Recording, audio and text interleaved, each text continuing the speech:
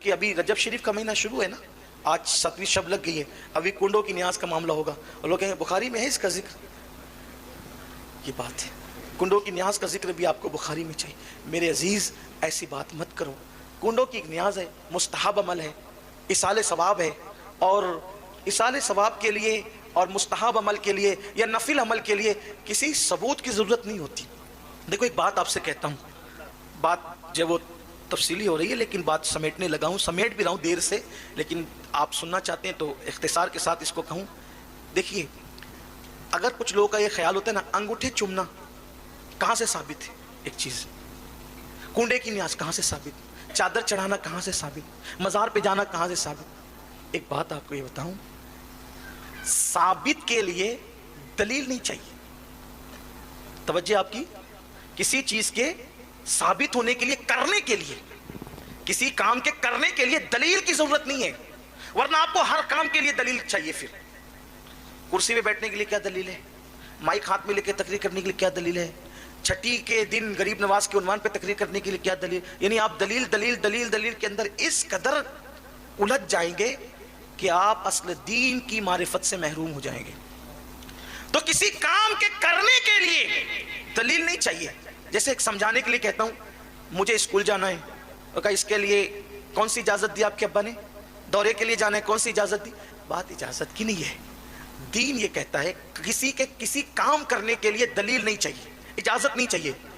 اگر دلیل کی ضرورت ہوتی ہے تو کسی کام کے منع ہونے کے لیے, کسی کام کے لیے منع ہونے کے لیے دلیل چاہیے, اجازت کے لیے دلیل نہیں چاہیے. ایک چھوٹی سی بات, آپ نے مجھے دعوت دی نہیں آپ نے, لیکن بتا رہا ہوں مثال کے طور پہ, ورنہ کہیں آپ یہ نہ سوچیں کہ بھئی ہم نے دعوت تو دی نہیں, آپ زبردستی کے مہمان کیوں بنتے ہیں.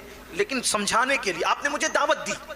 اب دعوت دینے کے بعد آپ مجھ سے کہیں گے کہ سید صاحب یہ بتائیں آپ کو کیا کیا پسند ہے, اس کی فہرست دو.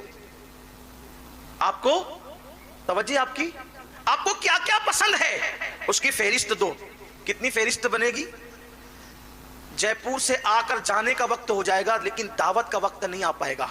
یہ پسند یہ پسند یہ پسند یہ پسند, کتنا ٹائم جائے گا. اب آپ کو پکانا کیا ہے, عقل مندی یہ تقاضا کرتی ہے آپ یہ پوچھیں آپ کو کس چیز سے پرہیز ہے. عقل مندی کا تقاضا کیا ہے, آپ کو کس چیز, کیا آپ نہیں کھاتے. میں نے بتا دیا یہ 3 چیزوں سے مجھے پرہیز ہے, نہیں کھاتا.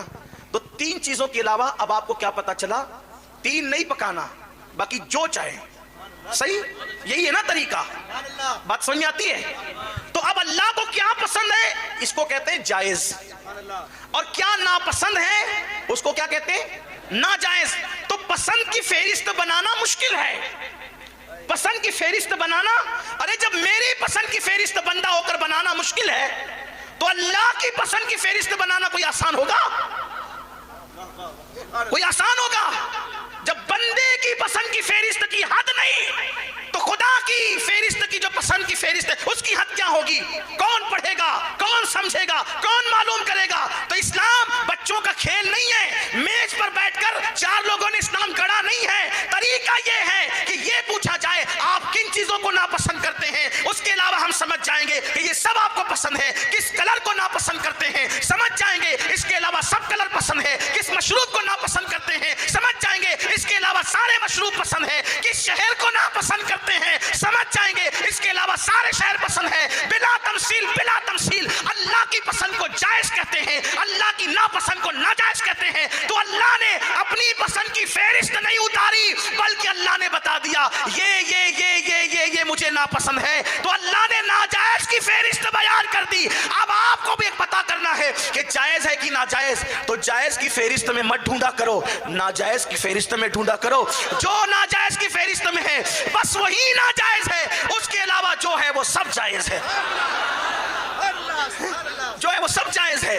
انگوٹھا چومنا جائز, کیونکہ ناجائز کی فہرست میں نہیں ہے. اگر ہے مجھے بتاؤ, میں ذمہ داری لیتا ہوں سنیوں کی طرف سے, چھوٹا ہوں, بہت چھوٹا ہوں سنیوں کا, پوری سنیت سے انگوٹھے چومنا نہیں بند کروا دیا تو پھر کہنا, لیکن شرط ایک ہے, ناجائز کی فہرست میں دکھا دوں. لیکن مجھے یقین ہے, یہ یقین ہے 500 مرتبہ مر کے زندہ ہو جاؤ گے پھر بھی ناجائز کی فہرست میں انگوٹھے چومنے کا ذکر نہیں دکھا سکتے. اب ہمیں یہ کرنا ہوگا کہ اللہ نے کن چیزوں کو، بلکہ حضور علیہ السلام کی حدیث ہے جو جائز ہے وہ جائز ہے، جو ناجائز ہے وہ ناجائز۔ جس بارے میں قرآن چپ ہو اس کے متعلق تم کلام نہ کرا کرو، قریدہ نہ کرو، قریدنے کی اجازت نہیں ہے۔ بات دور نکلی، لیکن بات آپ کے سمجھ میں آ تو گئی ہوگی نا۔ اب لوگوں کو چاہیے کرنے کا ثبوت نہیں، منع کا ثبوت ڈھونڈو۔ منع ہے تو ٹھیک ہے لے آؤ، اچھی بات ہے۔ تو سرکار غریب نواز رضی اللہ تعالیٰ نے فرمایا شادی دے آؤ، تیری مراد پوری ہوگی، تیری بھی مراد، کلمہ پڑھ تیری مراد پوری ہوگی۔ کلمہ پڑھنے والوں کی مراد پوری ہوتی ہے۔ آپ سے بھی کہتا ہوں اگر مراد پوری کرنا چاہتے ہو تو کلمہ شریف زیادہ پڑھا کرو، کلمے کا ورد کیا کرو، مرادیں پوری ہوتی ہے۔ کہا تیری مراد بھی پوری ہوگی، کلمہ پڑھ۔ اس نے کہا میری کیا مراد ہو سکتی ہے؟